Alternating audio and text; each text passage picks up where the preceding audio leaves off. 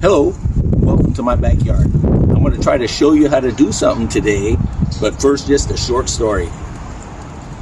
I'll try to keep it short. About 40 years ago, I saw a guy at a nursery who had this beautiful miniature oak tree.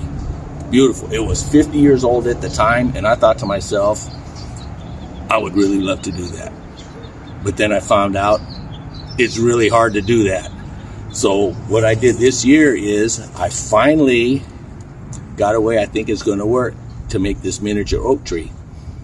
First, you're going to have to start an acorn, which is a process all in itself. So what I did, I just found, you can go online on YouTube and find out how to sprout an acorn. I'm not going to go into that because it could be complicated. But I got in this pot here, I got an acorn to sprout. Now, if you look in here, I'm going to dig in here just like you're not supposed to. You can see right there, that is a nice healthy root coming off of that acorn. So I really got high hopes for this one. We'll see how this thing goes throughout the summer. But if you get this, what I do out here is, because up here in the Northwest, it gets really cold in the winter. So this is an outside plant, and it's going to remain outside. So I put it in the earth like that to keep it warm. And if everything goes right, and you really get lucky, you could end up with something like this. Now it may look dead, but this is an oak tree, and the leaves always die in the wintertime anyway. This one's really kind of unique because I don't know if you can see that. It has two different trunks already on it. That was really kind of nice because I got plans for that if this thing gets a little bit older. But let's see how long it's going to live. And if you do all this just right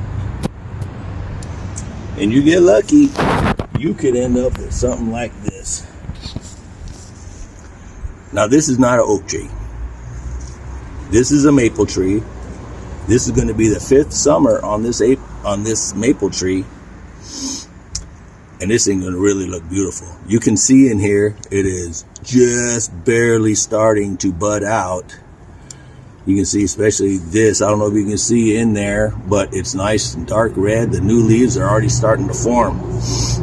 So we'll keep a look on this one too, or keep an eye on this one and just see how the summer goes.